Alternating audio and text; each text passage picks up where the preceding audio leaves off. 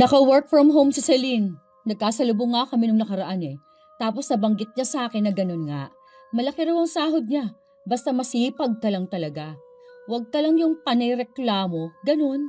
Kasi kung mabilis kang mapagod, sa bahay ka na lang talaga muna. Baka imbis na makatulong, mas lalo ka pang makadagdag ng problema, di ba? Tsaka yun si Celine, masipag talaga yun eh. Kapag sinabi noon na gusto niyang kumita ng pera at tumulong sa asawa niya, talagang ginagawa niya ha. Hindi yung puro lang salita, hindi yung puro lang pangako, ganon. Tapos ang sipag din noon sa gawaing bahay. Wala rin yung anak, alam ko eh. Tapos yung asawa niya kapag uuwi, ang ayos na ng bahay, tapos walang kalat. Tapos lagi pang nagluluto. Mga ganong bagay ba? Talagang kumikilos siya. Ayaw din nun yung tamad na laging nanonood lang. Tapos anong oras nagigising ng umaga para magluto, yung ganon. Tapos hihintayin pa yung asawang umuwi bago kumilos. Pero okay lang din naman sa akin kung gusto magkaroon ng katrabaho ni Rufina. Minsan kasi masaya rin yun may kasama ka ibang tao. Para nakakahalubilo din siya ng iba na pwede niya maging kaibigan. Yung mabait, ganun. Yung hindi mahilig magparinig. O bakit? Hindi ba ako sapat na kasama niya rito sa bahay? Tsaka anong mapagparinig? Basta ganun. Mahirap na rin kasi na laging iisang tao lang nakakasama niya. Hayaan mo na. Desisyon naman namin to. Ikaw ba kailan ka mag-a-apply ng work?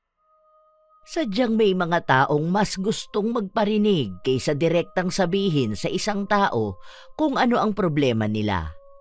Ganon si Brenda. Mas pinipili pa niyang magsalita ng hindi maganda at sadyang pinaparinig sa kanyang hipag.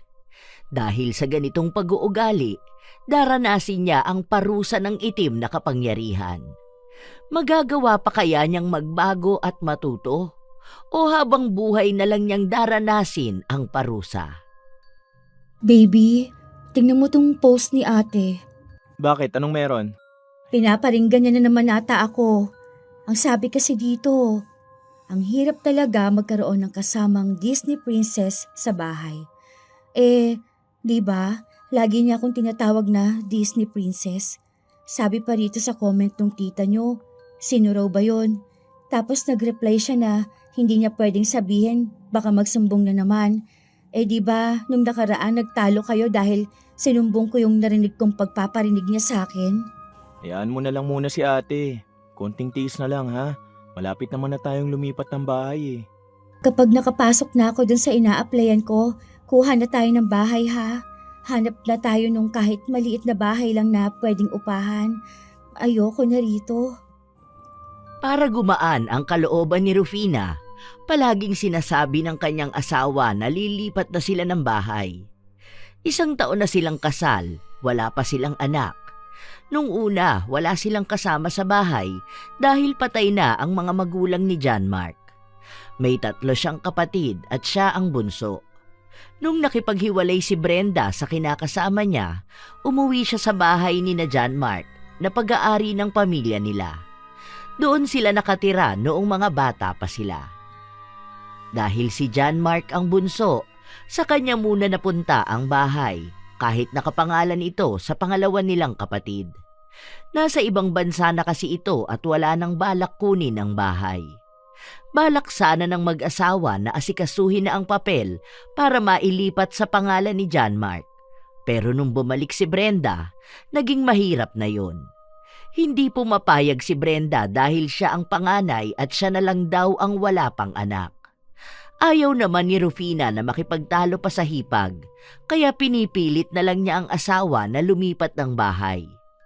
Isang araw, habang nagpapahinga si Rufina, naririnig niyang nagdadabog sa kusina ang hipag. Hay, ang dami ko namang huhugasan dito. Ako na naman to, malamang. Parang nakakita ng katulong ah. Grabe naman yan. Hindi na kumibo pa si Rufina dahil ayaw niya ng gulo. Hindi naman ganon karami ang plato sa lababo at lahat ng iyon ginamit naman ni Brenda. Hindi pa nagpupunta sa kusina si Rufina, kaya wala pa siyang nagagamit na kahit na ano. Sadyang reklamador din si Brenda at para bang sinisisi niya kay Rufina kung bakit ang dami niyang ginagawa sa bahay. Sana all, hayahayang buhay. Kahit naman ako may trabahong asawa ko, aba, sa bahay lang ako pataas-taas ang paa. Tapos walang ibang gagawin. Pahinga lang maghapon. Yan ang sana all. Hindi natiis ni Rufina ang pananahimik, kaya sinubukan niyang kausapin ang hipag. Ate, may problema ka ba sa akin? Problema? Oh, wala ah. Ano naman magiging problema ko sa'yo? Panay ka kasi pagpaparinig sa akin. Hindi ah. Wala naman akong pinangalanan, di ba? Baka guni-guni mo lang yan. Wala ka nga pinangalanan. Pero dalawa lang naman tayo dito sa bahay, ate. Hindi. Ginagaya ko yung doon sa TikTok. Yung sikat doon, yung nagsasabi na anak sa mayaman. Nakalimutan kong pangalan nun. Basta yung ginagamit nila yung sound. Sa susunod, ate, kung sakali man na may problema ka sa akin, please, sabihin mo naman agad. Kasi hindi maganda yung puro nalang parinigan eh. Kahit sana sa social media, wala nang parinigan. Kahit nasabihin yon ni Rufina, hindi niya pa rin naawat ang hipag na magparinig sa kanya. Matapos kasi niyang kumprontahin, nag-post na agad si Brenda ng tungkol sa mga taong walang pakiramdam. Hindi niya pinupunto na tungkol yun kay Rufina, pero malapit sa naging usapan nila. Noong may mga taong nagtatanong kung sino yon, sinasagot lang ni Brenda na wala lang daw. Trip niya lang mag-post. Kung may matatamaan man daw, hindi niya yon kasalanan.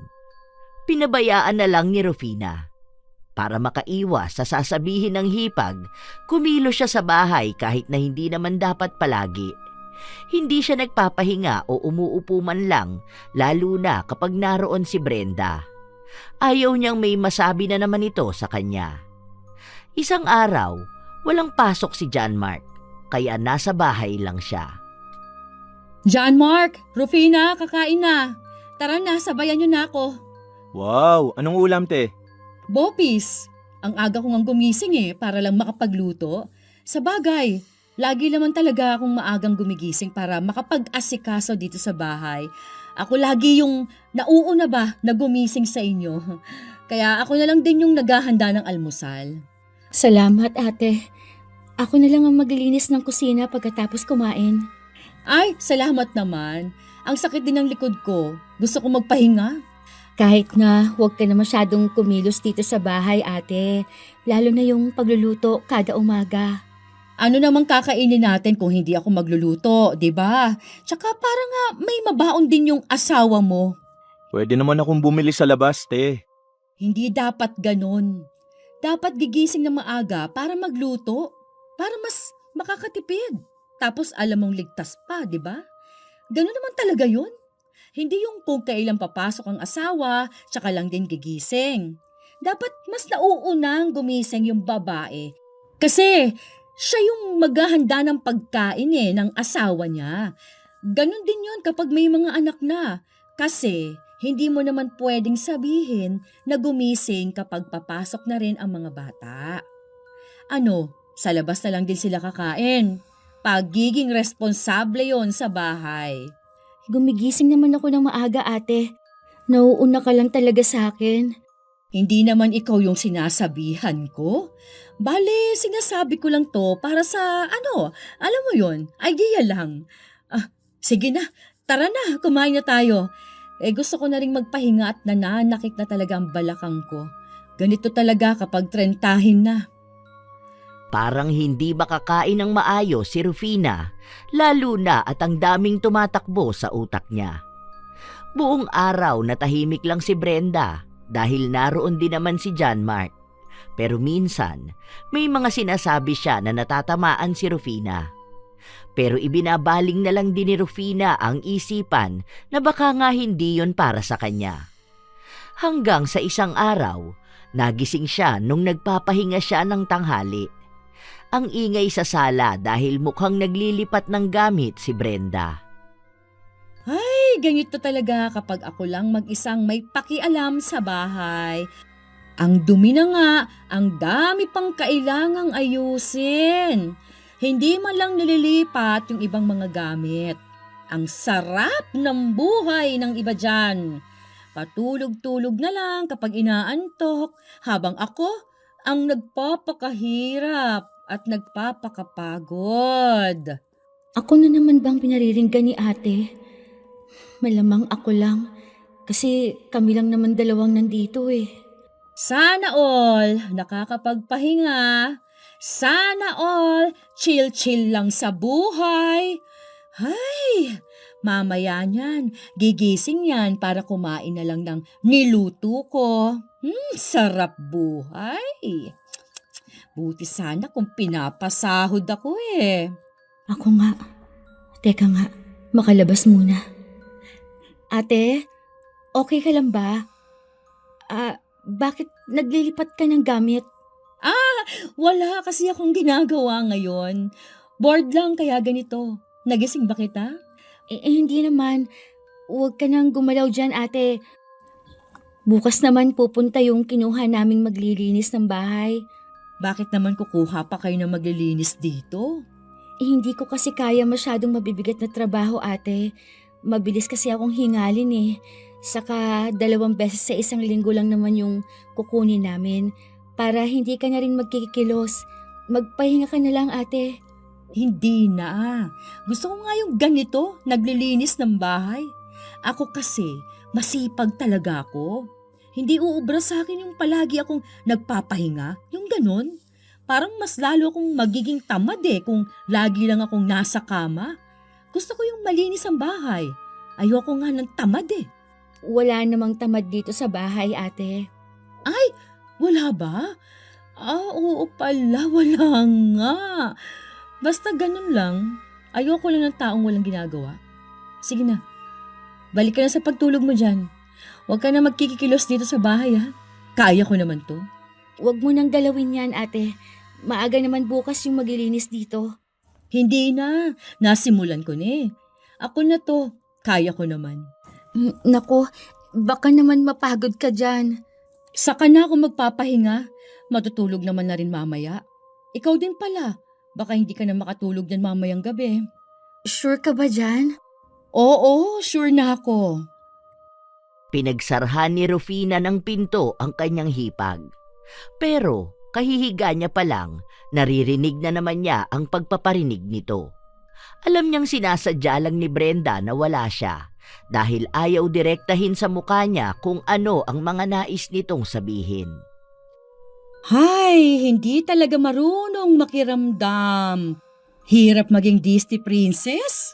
Hindi marunong tumulong. Hindi marunong makaramdam sa sinasabi ng iba. Ay, okay lang. Ganito talagang buhay. Baka mamaya masabihan lang na nakikitira na nga lang. Makapaglinis na nga. Total, ako lang naman ang maaasahan sa bahay na to. Kababaeng tao ang tamad. Pinabayaan na lang ni Rufina ang ganong ugali ng kanyang hipag. Para walang masabi sa kanya, siya na lang ang nagluto ng hapunan nila. Simula nung nakasama nila si Brenda, tila ba naging mabigat ang lahat sa kanila, lalo na sa kanilang bahay. Para bang palaging kailangan niyang kumilos at magpapansin na may ginagawa nga siya. Hindi katulad noon na silang dalawa lang ng asawa niya ang nasa bahay. Hindi naman siya tamad dahil kusa siyang kumikilos sa bahay. Malinis ang lahat ng gamit nila. Papasok at uuwi galing sa trabaho si John Mark na meron siyang pagkain. Pero ngayon nakasama na niya si Brenda, kailangan lagi siyang kumilos na para bang napakarami na nilang anak na dapat alagaan. Isang hapon, walang pasok si John Mark. Lumabas silang mag-asawa. Masaya silang nag-uusap hanggang sa may nakita na naman si Rufina. Ano ba naman tong notes ng ate mo sa messenger? Bakit? Ano ba sabi niya? Sabi niya, hindi raw lahat ng kasama sa bahay marunong makisama. Ano na lang ang iisipin ng iba na parang tayo yung hindi nakikisama sa kanya? Kinausap ko na yan si ate, kaso hindi naman niya sinasabi kung ano yung problema. Sabi ko nga, wag siya masyadong magsalita ng kung ano-ano sa social media. Kasi nga nakikita ng ibang tao. Ano na lang ay iisipin ng ibang tao tungkol sa atin? Na inaaway natin siya? Alam pa naman ng iba naming kamag-anak na magkasama kami sa bahay. Baka mamaya isipin nila na masama akong hipag. Ang ayaw ko kasi sa ate mo, yung laging nagpaparinig. Sabi niya wala raw siyang pinaparinggan. Nagustuhan niya lang daw yung post kaya sinishare niya. Hindi naman ganun yun. Buti sana kung basta lang post. Kaso, halos lahat ng post niya ganun eh. Kaya siya nakaka-relate sa post kasi nga, yun yung nararamdaman niya na gusto niyang maramdaman din ng iba na hindi direktang sinabi pero yun na mismo. Ayoko na lang kasing makipagtalo kay ate. Paano, naaawa naman ako sa kanya. Baka kaya ganun siya kasi nga 'di ba, naghiwalay sila ng asawa niya. Tapos baka hanggang ngayon nai-stress siya. Saka ayoko rin ng awayan sa bahay. Malas kasi yung ganun. Kaya nga hindi ko na lang din siya pinapatulan. Ayaw ko na rin lumaki ang gulo. Kaya nga gusto ko na lang umalis tayo. May nakita na nga akong bahay eh. Kaso hindi ko pa natatanong kung may nakakuha na. Isa pa, wala rin kasi akong pang down eh. Konting tiis na lang, ha? Wala naman akong magagawa, di ba? Ganun talaga yun. Kailangan ko na lang din talagang makisama kay ate mo. Pero sana naman, iwasan na niya yung pagpaparinig. Kasi sa totoo lang, pwede niya naman akong kausapin eh. Pwede niyang sabihin sa akin kung ano yung gusto niyang sabihin. Hindi naman na tayo mga bata para idaan sa pagpaparinig. Huwag ka na ma-stress. Nasa labas tayo ngayon, oh. Dapat mag-relax ka naman. Hindi tayo lumabas para mag-isip ng mga negative na bagay, okay? Sa ngayon, ang gawin natin, mag-enjoy. Tara, gusto mo ba doon? Inilihis na lang ni John Mark ang problema ng kanyang asawa. Kaya niya inilabas si Rufina dahil ramdam niyang hindi masaya ang asawa sa kanilang bahay. Atat na rin itong makahanap ng trabaho para lang makaalis sa bahay nila at buong maghapon na wala. Sa paraan daw na yon ay maiiwasan niya ang hipag. Nung umuwi sila ng bahay, hindi sila nagdala ng pagkain para kay Brenda. Hindi man lang ako naalala dito sa bahay. Parang hindi pamilya. Ni wala man lang pasalubong sa akin. Ay, sa bagay, parang nga pala akong hangin dito. Baka masabihan na naman ako na nakikitira na nga lang. Ano pa nga bang aasahan ko? Hindi na siya pinansin ng dalawa dahil tuloy-tuloy silang pumasok sa kwarto. Sabi ko na kasi sa'yo, bilhan na natin si ate mo eh. Marami namang pagkain dito eh. Saka binigyan ko naman siya ng pera. Sabi ko kasi baka gusto niya ring lumabas. Kaya huwag na siyang umasang magdadala pa tayo ng pagkain pag uwi. Saka sarado naman ang mga nadaanan natin kanina, di ba? Hayaan mo na. Matulog na lang tayo. Mamaya na, mag-shower pa ako. Noong nasa banyo si Rufina, naririnig niya ang kanyang hipag na tila ba may kausap sa cellphone. Binaliwala niya yon, pero mukhang sinasadya ni Brenda na may sabihin siya na kunwari ay patungkol sa kausap, pero pagpaparinig lang pala sa kanya. Oo nga, sinabi mo pa. Wala eh. Ganun siguro talaga kapag nakikisama ka, no? Parang lagi kang pagod. Kasi baka bigla kang masumbatan. Ganun. Ay, tama ka. Totoo nga ang hirap kapag walang tumutulong sa'yo. Ay, oo, yan pa.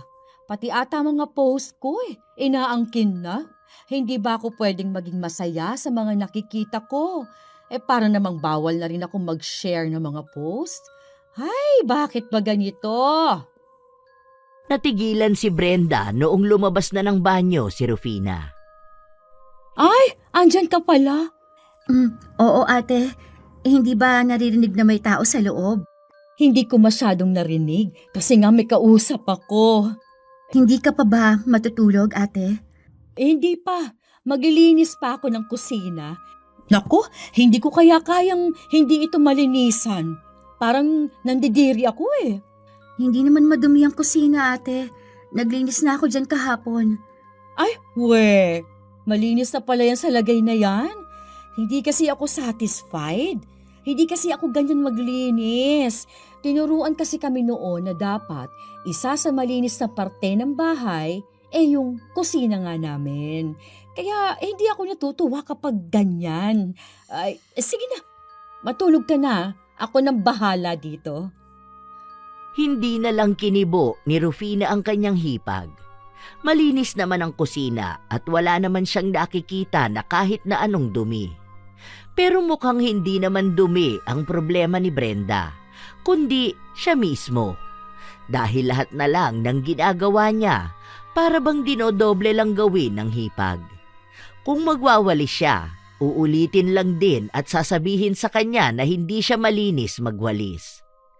Kaya minsan hinahayaan na lang niya itong gumalaw sa bahay. Ang problema lang, palaging nagpaparinig si Brenda.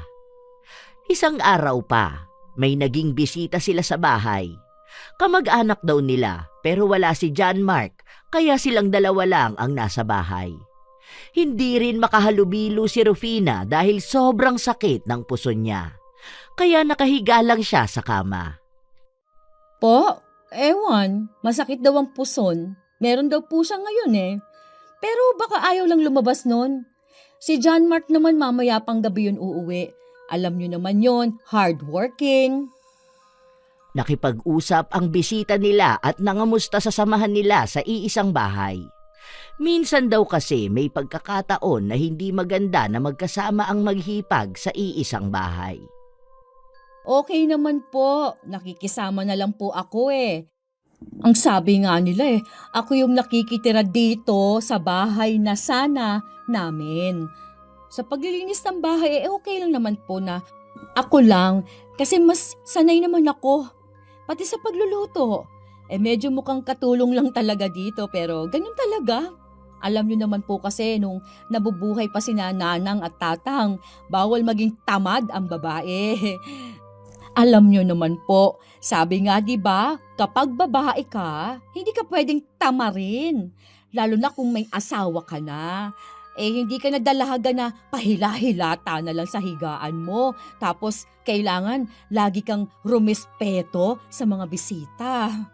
Paano nga ako lalabas? Sobrang sakit ng puson ko. Kinausap ko naman na yung mga bisita kanina. Pero nagpaalam ako dahil ang sakit talaga ng puson ko. Ang lakas pa ng mens ko. Alam naman siguro nila gaano kasakit tong ganito, no? Tsaka wag sana yung asa ng asa ba? Hindi porket may trabaho ang asawa sa kanya na lang lahat ng gastos. Kahit na wala pang anak, wag namang umasa lang sa iisa. Lalo na ngayon, maliit lang ang pasahod tapos ang mahal ng mga bilihin, di ba? Pero ewan ko, buhay naman nila yan. Ang inaano ko lang, dapat kapag babae ka, masinop ka sa bahay. At kung may asawa ka naman, tumulong ka naman sa kanya. Hindi naman pwede na yung asawa mo lang ang palagi mong aasahan dahil lang sa mabait siya. Naalala ko pa nga nun si Linda, nung nakikitira yun sa bahay namin, kahit napagod yun sa school tapos working student pa, nagagawa pa rin naman maglinis sa bahay. Ang bait nun Tumutulong yun kahit na hindi ko napagsabihan. Ewan ko ba kung bakit may iba na walang pakiramdam? Baka ganun na talaga sila. Naiyak na lang si Rufina sa loob ng kwarto. Ayaw na niya munang lumabas hanggang sa umuwi na ang asawa niya at doon muna nakitulog ang mga bisita. Nang kinaumagahan, maaga siyang nagising para magluto. Masakit pa rin ang kanyang puson pero kumilos siya para naman walang masabi sa kanya. Naunang nagising ang kamag-anak na bisita. Kasunod nun si Brenda. Nagluto ka, be? Hindi ka na sana nag-abala. Sabi ko, ako pa naman ang magluluto. Ititinola ko pa sana yung manok. Maaga kasi akong nagising, ate. Kaya naisip ko na magluto na lang muna ako. Nagsasaing pa ako, tapos kain na tayo. Ay sige, sakto paalis na rin yung mga bisita natin namamagabay ang mata mo? May napanood kasi akong nakakaiyak kagabi. Pero okay lang ako. Gisingin ko na si John Mark. Ayan, gising na pala. Morning. Wait lang ha. Paluto pa lang yung kanin pero malapit na yan. Maghahanda na lang muna ako ng lamesa. Doon na muna kayo. Tulungan na kita. Hindi na, okay lang. Kaya ko naman to. Nagpumilit si John Mark na tulungan ang asawa niya kahit na sinasabi na nito na wag na dahil iniisip nga niya na baka may masabi na naman si Brenda o ang mga kapitbahay nila. Ayaw naman niyang sabihin na lagi na lang siyang umaasa sa kanyang asawa. Hindi niya lang yun masabi kay John Mark. Habang kumakain sila, nagkaroon na naman ng kwentuhan sa mga kamag-anak nila. Masipag naman tong asawa ko, pero hindi ko ganong pinapakilos kasi nga mabilis tumapagod. Saka, ano namang ikikilos niya sa bahay? Wala naman kaming anak. Wala pa. Sa ngayon magpahinga muna siya kasi sabi nila mas pagod daw talaga ang babae kapag nagkaanak na. Pero naghahanap na ako ng work ko para makaipon din kami. Bakit namang magwo-work ka pa? Pwede ka naman dito ka muna sa bahay. Gusto ko kasi magtrabaho, ate. May iniipon kasi kami ni John Mark. Kaya gusto ko rin na makatulong sa pinansyal. Sinasabi ko nga na wag na muna siya magtrabaho. O kaya work from home lang, ganun. Dami naman nun eh. Naka-work from home si Celine. Nagkasalubong nga kami nung nakaraan. Tapos, nabanggit niya sa akin na ganun nga. Malaki raw sahod niya. Basta masipag ka lang talaga. Huwag ka lang yung panayreklamo, ganun. Kasi kung mabilis kang mapagod, sa bahay ka na lang talaga. 'Di ba? Baka, imbis na makatulong, mas lalo pang makadagdag ng problema. Tsaka yun si Celine, masipag talaga yun eh. Kapag sinabi no na gusto niyang kumita ng pera at tumulong sa asawa niya, aba, talagang ginagawa niya. Hindi yung puro lang salita. Hindi yung puro lang pangako, ganun. Tapos ang sipag din nun sa gawaing bahay. Wala rin yung anak, alam ko eh. Tapos yung asawa niya kapag uuwi, ang ayos na ng bahay. Tapos walang kalat. Tapos lagi pang nagluluto. Mga ganung bagay ba? Talagang kumikilos siya. Ayaw din nun yung tamad na laging nanonood lang. Tapos, anong oras nagigising ng umaga para magluto? Tapos hihintayin pa yung asawang umuwi bago kumilos? Pero okay lang din naman sa akin kung gusto magkaroon ng katrabaho ni Rufina. Minsan kasi masaya rin yung may kasama kang ibang tao. Para nakakahalubilo din siya ng iba na pwede niyang maging kaibigan. Yung mabait, ganun. Yung hindi mahilig magparinig. Bakit? Hindi ba ako sapat na kasama niya rito sa bahay? Tsaka anong mapagparinig? Basta ganun. Mahirap na rin kasi na laging iisang tao lang ang nakakasama niya eh. Hayaan mo na. Desisyon naman namin to eh. Ikaw ba te? Kailan ka mag-a-apply ng work? Hindi ko alam. Baka next year na lang. Ang dami ko pa kasing inaasikaso rito sa bahay eh. Katulad ng ano? Tinutulungan ko pa kayo ng asawa mo. Kaya na namin yan te. Hayaan mo na lang si Rufina. Siya na lang gagawa ng trabaho niya rito sa bahay. Kaya huwag ka na magpakapagod. Pwede ka na mag-apply ng work mo. Tara na, kain na tayo. Paraan yon ni John Mark para ipagtanggol ang asawa niya. Kahit na hindi pa naman niya alam kung anong pinagsasasabi ng kanyang kapatid sa mga kamag-anak nilang bisita. Tumawa lang si Brenda bilang pakikisama. Pero nung umalis na ang mga bisita nila at pumasok na sa trabaho si John Mark, kinausap niya ang hipag. Ano yung sinasabi ni John Mark? Baka nagsusumbong ka naman ng mali. Para kasing sinasabi niya na pabigat ako sa bahay ninyo. Masipag naman ako dito hindi ba? Sa bagay, hindi niya yun nakikita kasi nga lagi siyang nasa trabaho. Baka naman sinasabi mo sa kanya na nagpapakapagod ka rito. Wala akong sinasabi sa kanya na kahit na ate. Sana nga wala. Kasi, kung may problema ka sa akin, pwede mo namang sabihin sa akin. Hindi yung pinapadaan mo pa sa iba. Kahit pa sabihin natin na kapatid ko yun eh. Wala namang alam yon sa nangyayari dito sa bahay. Tayong dalawa lang talagang madalas na magkasama, di ba? Hindi naman pwedeng ikaw lang ang pakikinggan niya. Dahil nahihirapan din naman akong maglinis dito. Wala akong ibang sinasabi sa kanya, ate. Kahit natanungin mo siya, hindi ako nagsusumbong. Paano ko naman malalaman kung totoo yon? Malamang asawa mo siya, kaya pagtatakpan ka pa rin niya. Baka magtalo lang dito sa bahay. Ay, tayo na nga lang magkasama araw-araw eh. Hindi mo pa idirekta mismo sa akin kung ano bang problema mo. Sige, didiretsahin na kita. Total, ikaw na rin naman yung nagsimula ng usapan na to eh. Ang problema ko kasi sa'yo ate, wala kang ibang ginawa kundi ang magparinig. Ako yung hindi mo dinidirekta eh. Kapag may problema ka, sa ibang mo sinasabi, hindi sa akin. Kapag naman may ginagawa ka, kailangan lagi mong iparinig sa akin. Kapag nasa kusina ka, kahit na hindi ko naman sabihin na magluto ka o maglinis ka, bigla ka nalang nagdadabog, di ba? Tapos kapag tinatanong kita kung anong problema mo, lagi mong sinasabing wala. Pero lagi mo namang pinaparinig at pinaparamdam sa akin na meron. Hindi ko naman alam na natatamaan ka pala sa mga sinasabi ko. Eh, hindi naman yun para sa'yo. May pangalan mo ba? Wala naman, di ba? Eh, buti sana tanggapin mo yon kung pinangalanan kita. Pati sa social media mo, di ba? Panay ka share ng tungkol sa bahay, tungkol sa pamilya at sa hipag. Eh, sino bang hipag ang madalas mong kasama?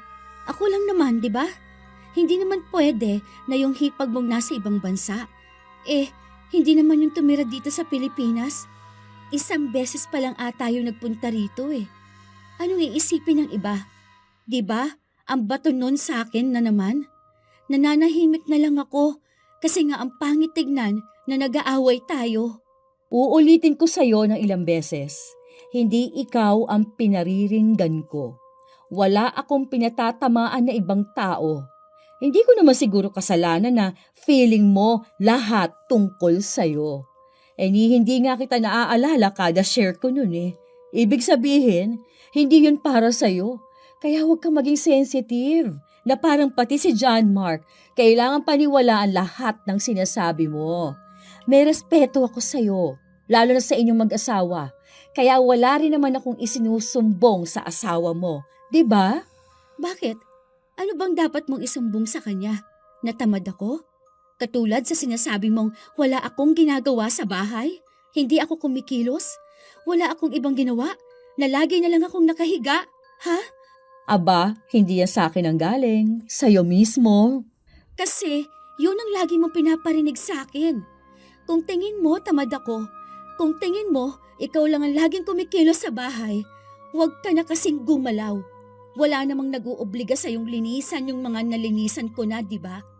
Hindi ko naman pinaparinig sa iyo na nagdadabog ako kapag akong naguhugas sa mga plato na ikaw lang naman din ang kumain. Kaya utang na loob. Kung ayaw mong napapagod ka sa kalilinis dito sa bahay, huwag kang kumilos. Dahil hindi ka naman namin pinipilit. Mas lalong hindi ko pinaparamdam sa iyo na dapat maging katulong ka rito. Kusang loob ko yun. Kusang pagkilos ba at pagtulong dito sa bahay? Kusa naman pala. Eh bakit kailangan mo nang iparinig sa akin ng napapagod ka? Tapos kailangan mong ipagkalat sa iba na parang aping-api ka namin dito? Eh hindi ka nga sinusumbatan ng asawa ko kapag nagbibigay siya ng pera sa'yo, di ba? Alam mo, wala kang sense kaaway. Ang pangit mo kasagutan. Walang saysay itong ginagawa natin, alam mo ba? Nagpapakapagod lang at nagsasayang lang tayo ng laway. Ay, bahala ka dyan. Basta wala akong ginagawang masama. Pareho lang din sa akin ate. Wala rin akong ginagawang masama. Noong araw na yon, mas lalong lumala ang pagpaparinig ni Brenda. Lagi rin itong nagdadabog tuwing kumikilos siya. Pero hindi na lang binibigyan ng pansin ni Rufina. Ayaw na lang niyang lumala pa ang gulo dahil sa ugali pa lang ni Brenda, halatang hindi na ito tumatanggap ng puna. Hindi rin ito mapagsasabihan dahil sa katwiran niya na siya pa rin daw ang mas matanda.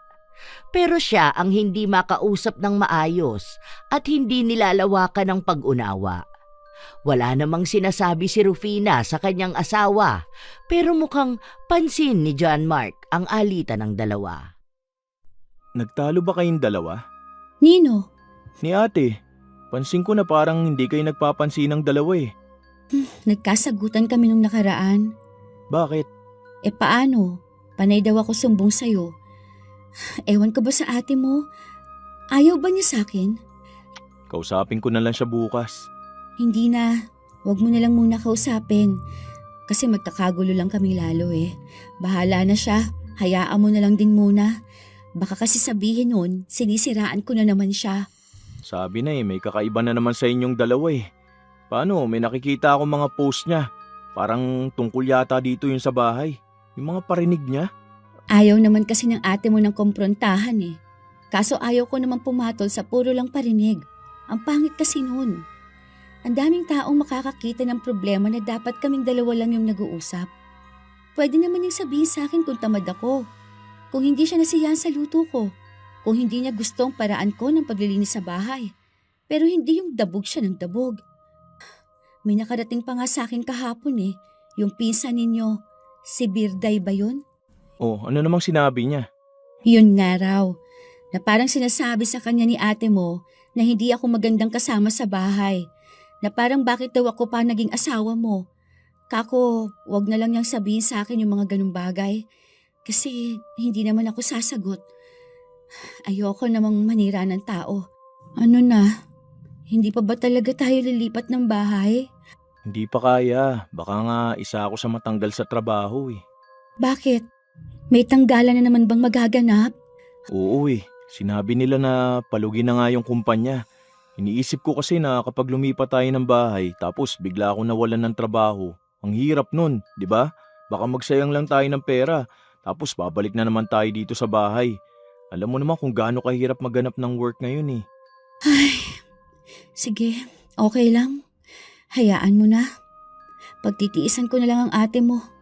Sana naman magbago na siya. Kahit na anong pakisama ang gawin ni Rufina, hindi yun binabalikan ng maayos na pakikitungo ng kanyang hipag. Minsan pa, nasa trabaho nun si John Mark. Maagang gumising si Rufina para maghanda ng pagkain ng asawa. Noong umalis na si John Mark, bumalik sa pagkakatulog si Rufina. Nagising siya bandang 11:00 ng umaga. Pagkalabas niya ng kwarto, naabutan niya ang hipag na nakaupo lang sa sala. Buti pa ang iba dyan, sarap buhay, tanghali nagigising, tapos yan kakain na yan. Ay, sana all, hayahay ang buhay. Para sabihin ko sa'yo, kumain na ako kanina. Kagigising ko lang ulit. Oh, bakit? Inaano ba kita? Huwag kang magduwag. Kung gusto mong sabihin niya sa pagmumukha ko, pwede naman eh. Hindi ka bata na magpaparinig pa. Dalawa lang tayo rito. Sino naman ang sinasabihan mo? Alangan may nakikita kang hindi ko nakikita. Alam mo, wala akong pakialam sa'yo. Kaya wag kang salo ng salo. Kung hindi para sa'yo, wag mong pansinin. Okay, sabi mo eh. Pero ikaw rin. Sa susunod, kapag may mga confrontation, huwag kang matakot, ha? Huwag kang duwag kapag kinakausap ka na. Hindi yung matapang ka lang palagi kapag nagpaparinig ka. Pero kapag kinausap ka na, hindi ka na makasagot ng maayos. Duwag yarn? Sana all. Ang bastos mo makipag-usap ah. Oh, bakit naiinis ka naman? Ikaw ang nagsimula nito, di ba? Kagigising ko lang magpaparinig ka pa sa akin. Dalawa lang naman tayo rito. Pwede mo naman agad sabihin sa akin na, Hoy, ikaw, tanghali ka na gumising at tamad ka talaga. Oh, di ba? Pwede naman ganyan kaagad. Para hindi na tayo mahirapan. Ano, huhulaan ko pa kung sinong pinaparinggan mo? Bato-bato sa langit, tamaan, guilty. Okay lang. At least, hindi immature.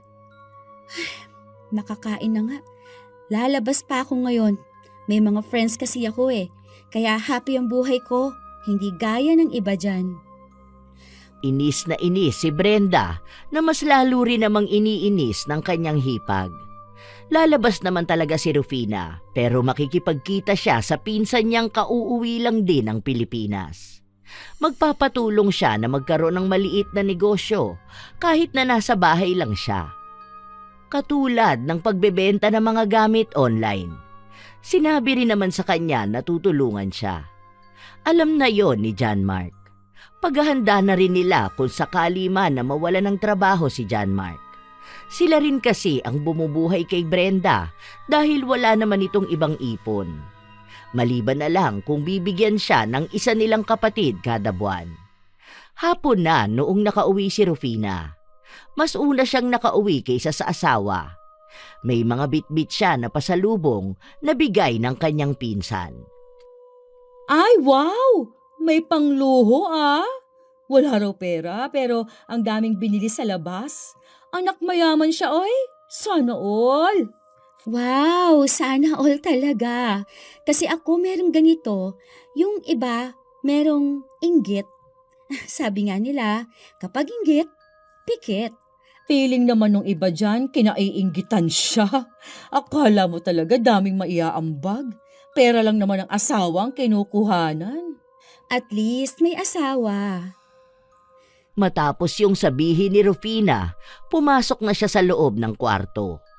Wala na siyang ibang narinig kundi ang pagdadabog ng hipag. Sinisimulan niya palagi tapos siya naman yung mapipikon. Ay, bahala nga siya.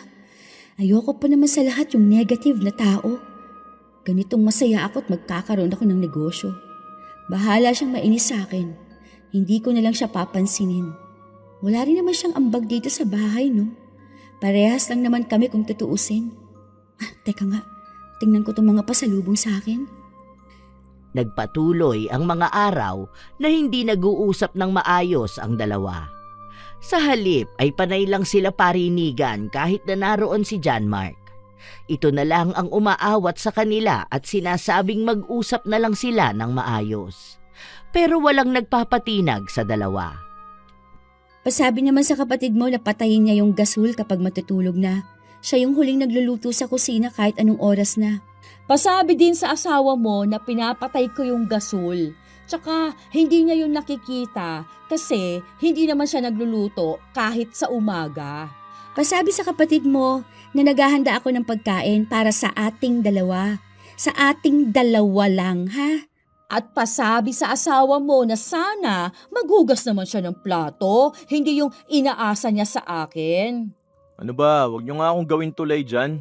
Nagkakarinigan naman kayong dalawa eh. Huwag na kayong magulo, masakit ang ulo ko. Paano yung asawa mo? Tama na muna, awa na lang oh. Huwag na lang kayong mag-usap na dalawa, tama na to. Kumain na tayo, huwag na kayong magsasalita. Eh kasi, Op, tama na. Huwag na kayong magsalita, huwag na please.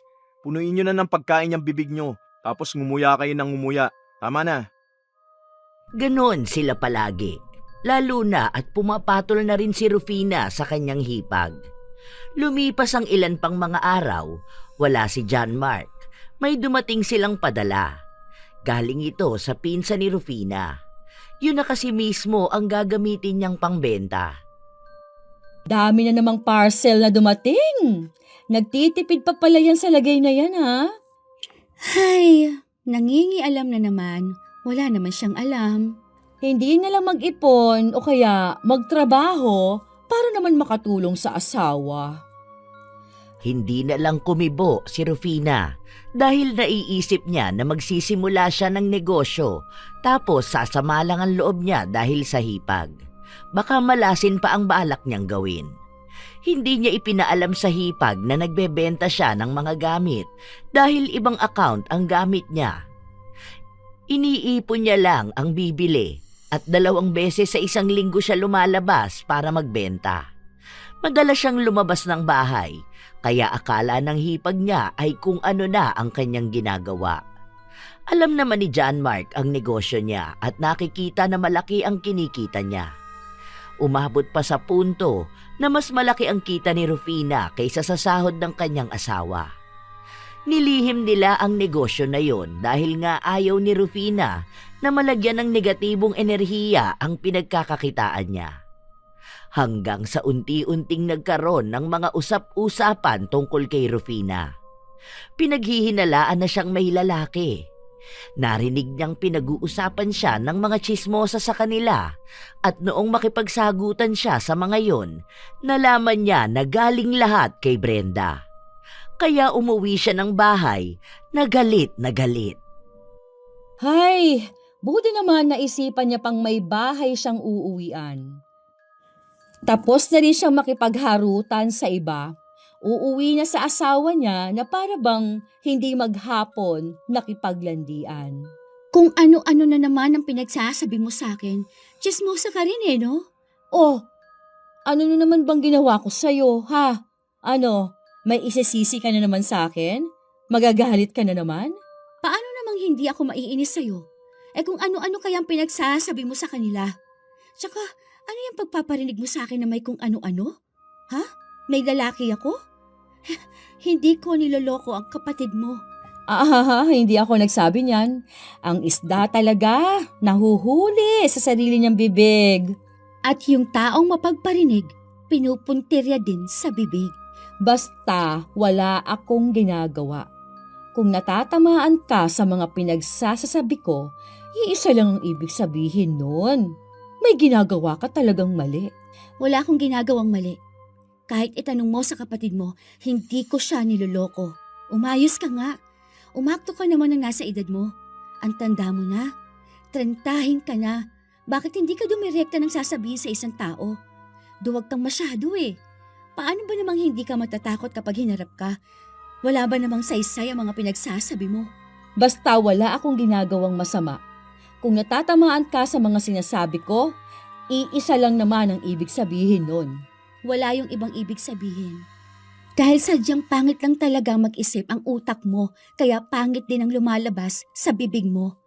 Ayoko na sana makipag-away sa'yo, alam mo ba? Kaso ikaw tong walang ibang ginawa, kundi ang i-push ako na patulan ka. Palala ka na ng palala. Hindi ka nagbabago para gumanda ang buhay mo. Nagbabago ka para lang mas lalong pumangit yung ugali at mindset mo. Magbago ka na.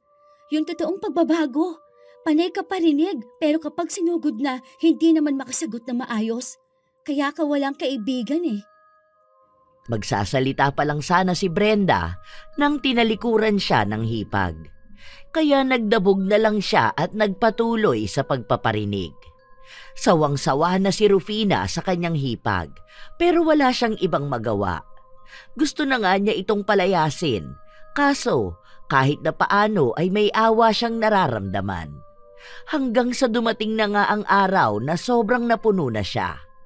Hindi tumitigil si Brenda, kaya wala na siyang ibang magagawa kundi ang lumapit sa tiyahin niyang mangkukulam. Hindi niya nais na pahirapan ng malala si Brenda, pero bibigyan niya lang ito ng sapat na parusa. Nagpatuloy si Brenda sa pagpaparinig sa kanya hanggang sa isang araw ay nanahimik ito. Pwede pala maging tahimik tong bahay. Ganito kapayapa kapag walang nagdadabog at nagpaparinig. Lumabas siya ng kwarto.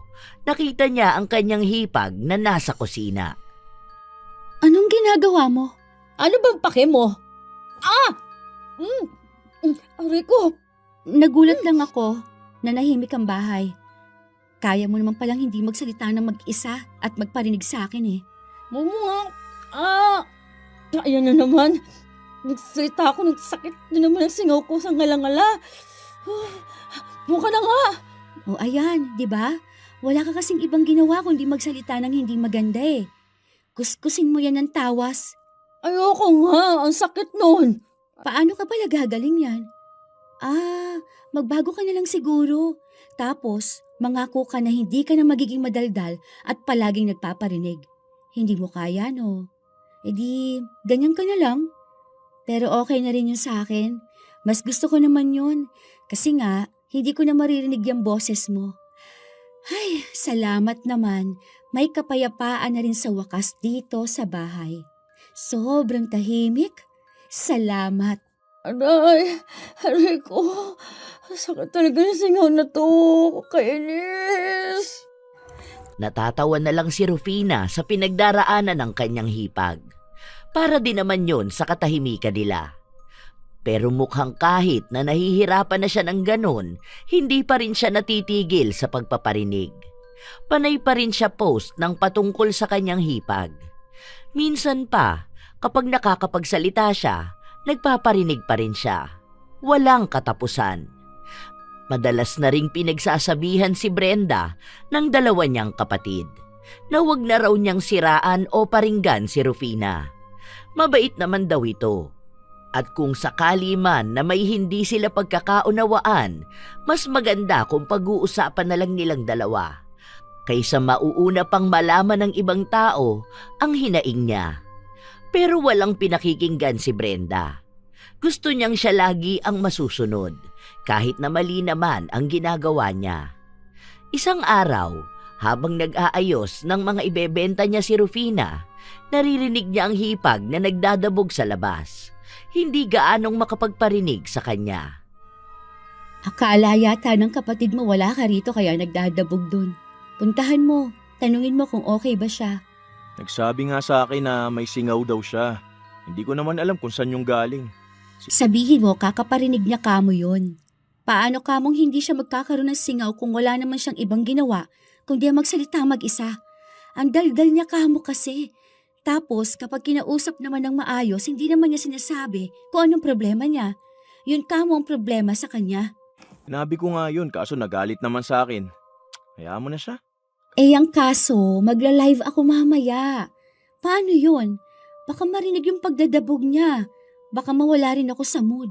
Kakausapin ko siya mamaya, wait lang. Kapag tapos na kitang tulungan dito. Tago lang muna sa kwarto. Tanghali na naman gigising. Ganyan na lang pagpaparinig ng ate mo. Paano? Mabilis matuyo yung bibig niya. Baka sumakit lalong singaw niya. Ay, kung ano-ano nang nangyayari sa kanya, hindi pa rin siya nagbabago. Noong kaunti na lang ang aasikasuhin ni Rufina sa mga ibebenta niya, lumabas na silang mag-asawa sa kwarto dahil kakain na sila. Nagulat pa nga si Brenda nang nakita niya ang kapatid. Akala niya ay wala ito. Hindi niya alam na 2 araw nang walang pasok si John Mark. Ang hirap naman kumain. Ang sakit. Sabi ko kasi sa'yo na magbago ka na. Siguro wala nang masamang hangin ang papasok dyan sa bibig mo, tapos makakapagsalita ka ng maayos. Aray ko. Sabi ko kasi sa'yo, kuskusin mo yan ng tawas. Sinabi ko na yun sa kanya, pero ayaw naman niya. Masakit daw yun eh. Malamang ganun nga yun. Kasi, hindi yan gagaling kung babaliwalain niya lang. Same sa ugali niya. Kung hindi niya babaguhin, lalala lang talaga. Panay ka. Aray. Panay ka, daldal dahil lang sa nasasaktan ako, ha? Aray ko. Aray. Sakit kapag nasasagi ng pagkain. Lagi na lang kayo nagtatalong dalawa. Siya kasi. Kita mo na, sabay pa kayong dalawa. Paano ba kasi ang asawa mo? Mas lalo naman ang ugali mo, no? Tama na yan, kumain na lang tayo. Ikaw te, huwag ka naman lagi magdabog dito sa bahay. May ginagawa si Rufina kaya magbigayan kayo ng space sa isa't isa. Unahin mo na lang muna kung paano mo mapapagaling yung mga singaw mo. Ilang linggo na yan eh. O buwan na nga yata. Hindi naman siguro tumatagal ng ganyan yung singaw. Inaalagaan mo kasi, imbis na alisin mo, wala kang ginagawa. Masakit nga. Ganun talaga yun. Kahit na masakit, kailangan mong gawin. Hindi pwede yung ganyan. Ayaw mo nun, isang sakitan lang. Kesa naman yung matagal mong iindahin. Hindi yan gagaling sa pagtitiis, te. True. Hindi lahat nadadaan lang sa pagtitiis. Same sa lahat ng bagay. Hindi madadaan sa pagtitiis. Ganyan sa ugali mo. Hindi rin madadaan sa tiisan lang. Puro si Rufina ang nagsasalita dahil hirap nga ang kanyang hipag. Dahil doon ay naiinis lalo si Brenda. Ilang araw pa ang lumipas, walang nababago sa kalagayan ni Brenda, maging sa kanyang pag-uugali. Hanggang sa isang tanghali, lumabas ng kwarto si Rufina dahil maglalabas siya ng mga naibenta na niya. Naabutan niya ang hipag na nakaupo lang sa labas ng bahay. May kausap sa cellphone, pero mukhang sadya na iparinig sa kanya. Aalis na naman ang Disney Princess. Maglalaro na naman siya ng ganda-gandahan, gala ng gala. Hindi ko na nga pinapansin yun. Kasi nga baka mag-away na naman kami. Ay, teka, aray! Ay, sumasakit na naman tong singaw ko. Paanong hindi sasakit yan? Ang daldal mo na naman. Natutuyuan ka na ng laway. Kung ako kasi sa'yo, gamitin mo yung mga salita mo sa ayos. Hindi yung nagpaparinig ka na naman sa akin. Nagpaparinig? Baka kung ano-ano na naman ang naririnig mo. Tama na ate. Huwag na tayo maglokohan dito. Alam mo naman kung anong ginagawa mo eh. Bahala ka dyan. Aalis na muna ang Disney Princess ha? Maiwan na lang muna dito ang witch na may singaw. Masaya ka pa talaga? Oo naman. At least nabawasan yung daldal mo eh. Kapag kasi wala kang singaw, ang ingay-ingay mo. Hindi ka malang matahimik. O ngayon, medyo may pahinga ang tenga at utak ko. Ay, makalis na nga. Pasalubungan kita ng tawas mamaya ha, para kuskus mo dyan sa singaw mo. Para bang wala ng pag-asa ang dalawa na magkasundo. Lalo na at walang balak si Brenda na baguhin ang ugali at napuno na rin si Rufina sa pakikisama. Ilang araw pa ang lumipas, laging naririnig na nananakit ang singaw ni Brenda. Lagi siyang dumadaing at para ding sinasadya niyang marinig ng mga kasama niya para lang kaawaan siya. Pati mga kamag-anak nila, minsan ay pinagsasabihan niya ng sakit na nararamdaman niya. May kasama na yung sumbong sa nagiging pakikisama sa kanya ng hipag. Isang gabi, habang magkasama ang mag-asawa sa kanilang kwarto, may nakita na naman si Rufina. May bagong post si ate mo. Ito 2 minutes ago. Nagpaparinig na naman ba? Ang sabi niya, sana all daw sa pamilya na magkakasundo at sa mga may mababait na hipag. Tapos, sinundan niya pa ng isa pang post na sa pamilya raw, kung nagkakaintindihan lahat, magiging masaya raw. Siya lang naman ang hindi makaintindi rito. Malungkot yan ngayon kasi nga may sakit siya tapos walang nag-aalaga sa kanya. Paano na may mag-aasikaso sa kanya kung inaaway niya? Tsaka, singaw lang yon. Hindi niya kasi gamutin eh. Hindi rin siya nakikinig sa mga pinagsasasabi ko sa kanya. Di tama lang din na mahirapan siya ng ganun, no? Siya rin naman dahilan bakit siya nasasaktan. Kinausap ko na siya. Hindi rin naman nakikinig sa akin eh. Mas matanda nga raw siya. Dapat ako yung makinig sa kanya. Hayaan mo na. Oo nga pala. Next week may papasukan na akong bagong trabaho. Last day na kasi namin mga tatanggalin bukas. Okay lang yan. Magpahinga ka na lang muna. Bago ka man lang magtrabaho ulit. Kaya nga, para kahit paano matigilan muna kayo ni ate na magtalo, no? Duda ako dyan. Alam mo naman ang ate mo. Ang dami nang singaw, hindi pa rin natitigil. Bakit kaya ganun siya sa akin? Mabait naman sana ako sa kanya. Hindi ko rin alam eh. Sana naman magbago ng ate mo. Kasi kung ganun siya, baka hindi na yan makapag-asawa pa ulit. Kawawa yan kapag nakakilala yan ng kaanak na magiging asawa niya. Baka mamaya niyan magkaroon siya ng malupit na biyenan. Aba, hindi uubra yung lagi siyang magpaparinig ha. Baka sumabog na ang bunganga niya. Yun nga ang dahilan kung bakit nagiwalay sila ng asawa niya. Hindi niya lang inaamin. Sinabi niya na ng babaeng araw pero hindi ko alam kung totoo yun. Kasi hanggang ngayon wala naman ako nakikita na babae ni kuya eh.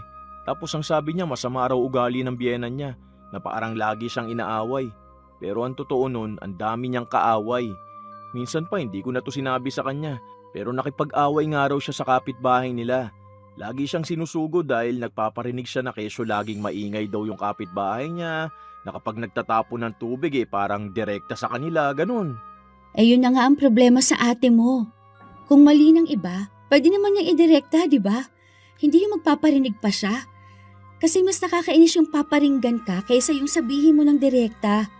O tapos laging sa ibang tao pa manggagaling kung ano yung gusto niyang sabihin sa'yo. Pwede namang makipag-away siya ng direktahan eh. Ang duwag kasi nun. Bata pa lang kami ni na ate, mahina na siya sa direktang komunikasyon. Hindi siya nagsasabi ng problema niya ng harapan. Ayun na nga ang napansin ko sa kanya. Takot sa confrontation. Takot siya mapahiya. Takot siya kapag harap-harapan na pero maldita naman. Laging tinatanggi yung mga ginagawa niya. Lagi niyang sinasabi na hindi sa akin o hindi kung kanino man. Kasi takot siya kapag inaaway na siya. Ilang beses ko na siyang kinausap pero wala. Sana magbago pa siya. Kung hindi na, wala na tayong magagawa.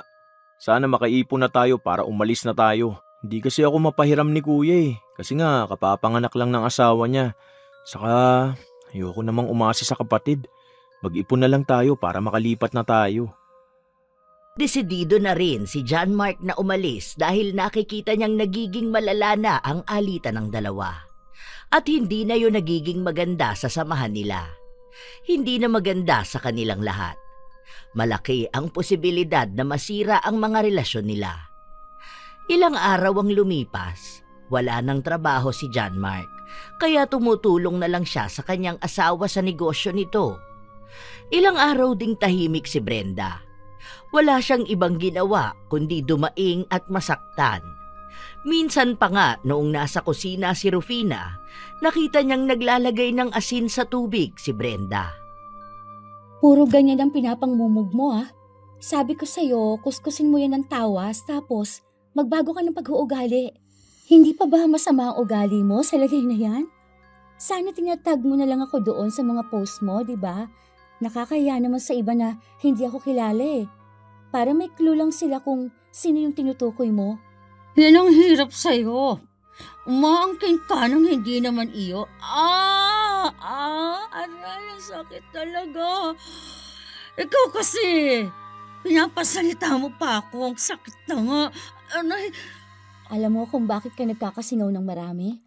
Kasi walang saysay ang mga lumalabas sa bibig mo. Takot ka laging kausapin ng isang tao sa problema mo sa kanya. Lagi mo dinadaan sa pagpaparinig. Kaya ayan, sumakto na singaw ang kapalit ng mga parinig mo. Pwede ba? Huwag mo akong pagbintangan na may pinaparinggan. Ate, magbago ka naman na. Ilang taon ka na oh. Tumatanda na tayo. Huwag mong bitbitin yung nakasanayan mo nung bata ka pa. Imagine, dapat matured ka na. Umaakto ka na ng nasa edad mo dapat. O tapos, ayan ka, laging takot direktang kausapin. Alam mo yung mga tao na mahilig magparinig, insecure yun eh. Laging naiinggit, laging takot na hindi pansinin, laging may problema sa sarili nila. Tapos, imbis na sarili nila ang ayusin nila, hahanap ng ibang tao na titirahin. Ang dami mong sinasabi. Naglilinis lang naman ako ng singaw ko ha. Kala mo ba apektado? Ako? Aray ko. Sakit na naman. Alam kong apektado ka, kahit na hindi mo aminin. Takot ka naman umamin, di ba? Pasalamat ka. May masakit sa akin. Kaya hindi ako agad makapagsalita. Aray! Buwisit na mga singaw to. Sakit! Okay lang. Buti nga ganun eh. Mas okay nga yun, hindi ka gaano makapagsalita. Para naman, hindi ka na makahanap ng simpatsya mula sa ibang tao.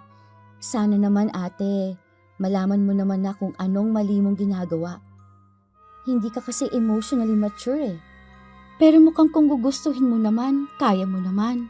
Pero yun nga, kung gusto mo lang naman. Ikaw pa rin naman na magdedesisyon yan sa buhay mo kung ganyan ka habang buhay.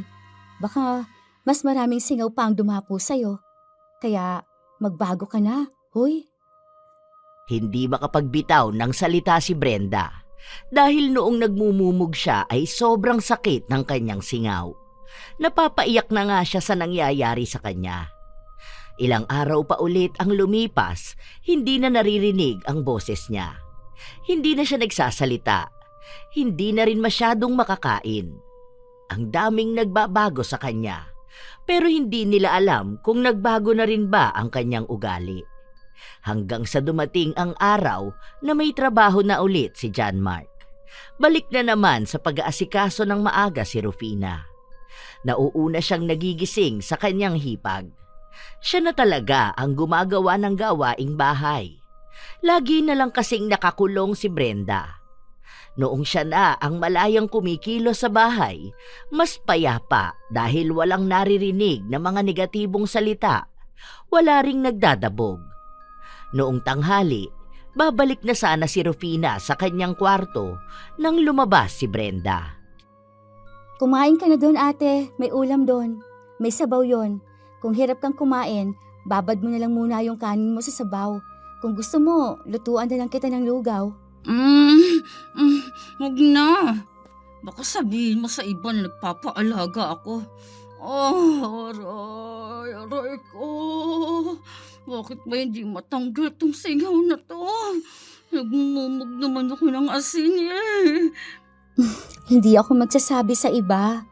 Hindi naman ako pala post, no? Hindi uso sa akin magparinig sa totoong buhay kahit pa sa social media. Dahil alam mo naman na kapag may problema ako, direkta akong nagsasabi sa isang tao. Ayoko may ibang tao pa na makakaalam ng problema ko. Mas masaya yung ganun, ate. Kasi hindi naman lahat ng kachismisan mo totoo sa'yo. Ang iba doon, nakikisabay lang sa issue. Kasi wala rin silang magawa sa buhay. Oo na. Anong oo na? Doon ka mo sa lugaw. Pwede ba yung durog yung kanin? Ang hirap talagang kumain. Sakit talaga. Parami ng parami ang singaw ko. Gamutin mo kasi yan. Sige, mamaya pagkatapos mo kumain, gamutin natin yan. Masakit ata yun eh. Ganun talaga. Hindi naman gagaling kung hindi kailangang masaktan muna. Basta dahan-dahan lang. Hindi ko sure. Basta kumain ka na muna. At teka, lulutuan na lang kita ng lugaw mo. Hindi man direktang nakikipag-ayos si Brenda, tila ba ramdam ni Rufina na may napagtatanto na rin ito sa kanyang nasabi. Ilang araw pa ulit ang lumipas, napapansin ni Rufina na hindi na nagpo-post o kaya ay nag-iingay sa social media ang kanyang hipag. Hindi katulad noon na maingay si Brenda at kung ano-anong parinig ang ginagawa. Napansin din ito ni John Mark. Kaya ang akala niya ay magkabati na ang dalawa o kaya ay nag-uusap na sila. Lalo na at silang dalawa lang din ang naiiwan sa bahay. Hindi pa pala kayo ulit nag-uusap? Nag-uusap naman kami pero yung normal na usapan lang. Yung dito sa bahay, kung kakain ba siya o kung gusto niyang magpatulong sa akin para gamutin ang singaw niya. Yung mga ganun lang. Pero yung usapan talaga na matagal, wala eh. Ang last na usapan naming matagal nung nagtalo pa kami. Tsaka hirap magsalita ang ate mo kaya hindi rin kami nag-uusap. Pero okay na rin yun kasi at least nakikibuan kaming dalawa. Pero tingin mo okay na kaya si ate? Gagaling na kaya yung mga singaw niya? Kakaiba kasi, parang ang tagal na nun. Mukhang nasa ano pa lang siya. Parang nag-iisip-isip pa lang, ganun. Kailangan niya ng oras kung gusto niya talaga na magbago. Kailangan niyang kausapin ang sarili niya. Kasi baka kung hindi pa siya magbabago wala nga talaga siyang makakasundong na tao. Hindi siya pwedeng magkaroon ng kasama sa buhay. Sana magbati na kayo bago tayo lumipat ng bahay. Bakit? Lilipat na ba tayo ng bahay? Bala ko na sana. Nagpapahanap pa ako ng mauupahan yung malapit lang din sana sa work ko. Meron daw nakita yung mga katrabaho ko eh. Kaya yun na lang ang titingnan ko. Pero saka na muna kapag nakasahod na ako. Para kapag nanghingi ng bayad makakapagbigay ako. Hanap na lang din ako.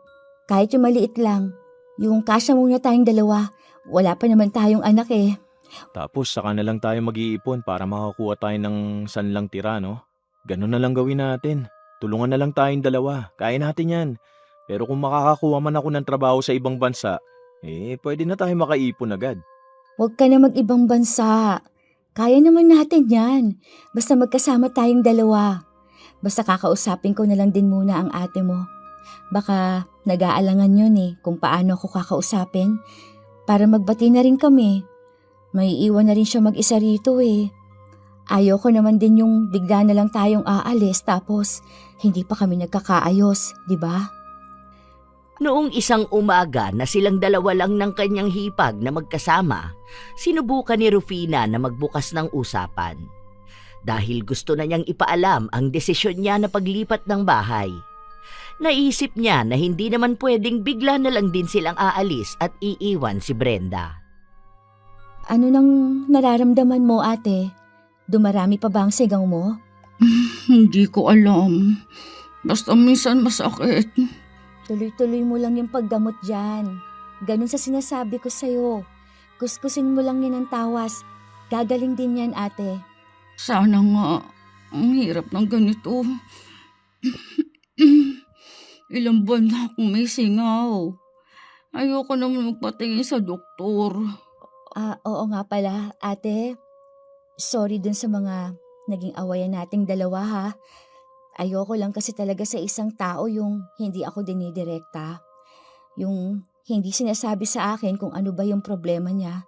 Tsaka ayoko na may samaan tayo ng loob, lalo na kung aalis na kami.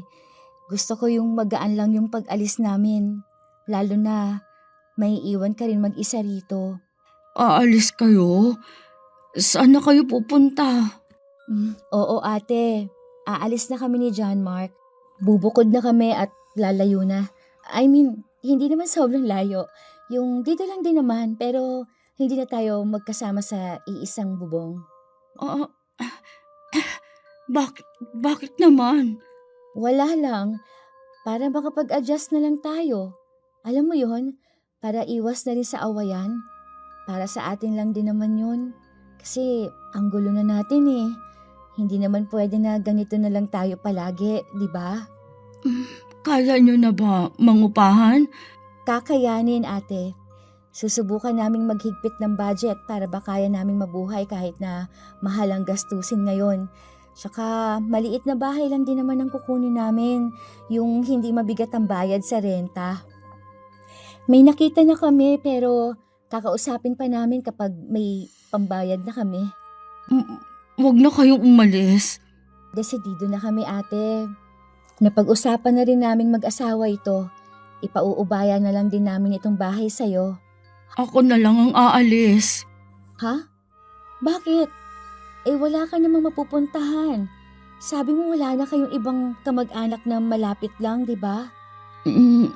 Kapag gumaling na ako, mag-apply na ako ng work. Iniisip ko na rin naman yun eh.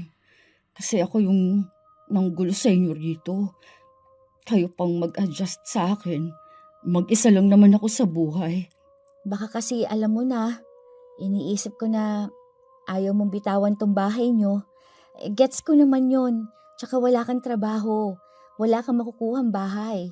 Kaya kahit na dito ka na lang muna. Buo ng desisyon ko. May papasukan kasi akong stay-in eh. Hindi lang ako makapasok kasi nga nagpapagaling pa ako. Hindi naman pwedeng makita nila itong dami ng sigaw sa bibig ko, diba? Saka, isa rin sa iniisip ko, bigyan kayo ng privacy mag-asawa. Dito lang muna ako habang nagpapagaling ako. At sorry din ha, tama ka nga. Dapat umakto ako ng tama sa edad ko. Hindi na ako bata na mahilig magparinig. Hindi naman sa ganung paraan na re-resolve ang problema eh. Kung may gusto akong sabihin, dapat harap-harapan akong magsasabi sa kanila. Kaya, sorry ha. Okay lang yon ate. Wala na sa akin yon. Basta, gusto ko lang din talaga na magbago ka na. Mas matuto ka ng mangdirekta lang sa tao kung may gusto kang sabihin sa kanya. Nakakasawa rin naman kasi yung puro na lang pasaring. Pero alam ko naman na mababago mo pa ang ugali mo. Dahil mukha namang totoo ang sinasabi ni Brenda, pinaalis na ni Rufina ang kulam na pinagawa niya. Matapos doon ay siya mismo ang tumulong sa hipag na magamot ang mga singaw. Halos 1 linggo rin bago tuluyang nawala ang singaw ni Brenda. Nakakapagsalita na ulit siya ng maayos. Kaya noong nasiguro niya na magaling na siya, sinubukan na niyang magpasa ng papel sa bahay na pagtatrabahuhan niya. Mabilis lang din naman ang balita na dumating sa kanya. Nakuha na ako dun sa trabahong sinasabi ko. Ang bilis ng process nila. Paano raw yon? Lilipat ka na agad doon? Magdadala ka na ng mga gamit mo? Kailan naman ang alis mo? Ngayon nga dapat yun, pero ang sabi ko bukas na lang kasi hindi ko pa naaasikaso yung mga damit ko. Yung mga requirements ko naman, pwede naman sa kanilang daw asikasuhin. Buti nga konti lang mga gamit ko. 1 bitbitan lang to. Mga damit ko kasya na yan sa sako bag. Bibit-bitin mo ba lahat yan? Wala kang iiwan dito sa bahay? Oo, doon na muna ako. Stay in naman yun kaya pwedeng doon na ako titira hanggat may trabaho ako. Tagal ko na rin namang nakitira dito sa inyo, no? Para may space na kayo. Pwede nyo magamit to kapag nagkaroon na kayo ng anak. O kaya lagayin ng damitan nyo. Pwede ka namang mag-iwan ng gamit mo rito, ate. Para kung sakali na mag-day off ka, di ba? Pwede ka na rito sa bahay. Hindi naman namin sinabi na huwag ka nang babalik dito, di ba? Okay lang talaga sa amin kahit minsan nandito ka. Sure ba kayo? Baka makaabala lang din ako rito sa inyo. Oo naman, te. Hindi naman na siguro kayo magkaaway ng asawa ko, no? Saka, dyan lang din sa kabilang bayan yung papasukan mo, di ba? Malapit lang yun. Mga 45 minutes sa biyahe lang naman yun. Kapag day off ko o kaya may okasyon, makakauwi ka rito. Para may damit ka. Alam nga naman kapag uuwi ka rito o kaya bibisita, magbitbit ka pa, di ba? Oo nga, ate. Lalo na malapit na magpasko para makauwi ka rito. Sige, gusto ko yan. Ako nang may sagot ng pangsalad natin. Oh, may ambag na ako ha. Hindi tulad ng iba dyan. Buti naman matatahimik na ang bahay. Wala nang mag-aaway. Buti naman tahimik na yung dalawa dyan. Hindi ka marunong. Nagpaturo ka na lang sana sa ate mo. Expert yan si ate. Hoy, ayoko na no. Okay na ako. Hindi na ako magpaparinig. Baka magkaroon pa ako ng singaw. Ang sakit mo pa naman mangkuskus ng tawas. Grabe ka. Ay, sige na nga. Mag-empake na ako at maaga akong pinapapunta bukas. Para makakain na yung isa dyan. Hindi na naging mabigat sa kanilang puso ang mga sandali na yun. Ang dating ugali na kinaiinisan kay Brenda ay naging katatawanan na lang kapag nag-uusap-usap sila. Sa paglipas ng panahon, nakakilala rin ng bagong asawa si Brenda. Nagkaroon ng anak sina Rufina at John Mark. Naging mas masaya pa ang kanilang samahan. Minsan naman ay bumibisita sa Pilipinas ang isa pa nilang kapatid kasama ang pamilya nito. Lalo na noong inayos na ang paglipat ng titulo sa pangalan ni John Mark. Naging masaya at maayos silang magkakapatid. Minsan, may makikilala ka talagang tao na mahilig magparinig. Mga taong takot magsabi ng direkta. Mahilig magpasaring at tila dinadaan sa biro ang mga parinig. Akala nila mas ligtas ang ganong gawain, pero mas nagdudulot lang ito ng sakit at pagkalito. Ang ugaling mapagparinig ay senyales ng takot. Takot sa harapang usapan, takot na masagot, at takot na managot sa sariling salita. Kaya sa halip na maayos ang problema, mas lalo lang lumalala. Nagiging dahilan ng pagkasira ng relasyon at pagkawala ng respeto. Kung may problema, matutong magsalita ng malinaw at mahinahon. Ang diretso at maayos na komunikasyon ay hindi kabastusan.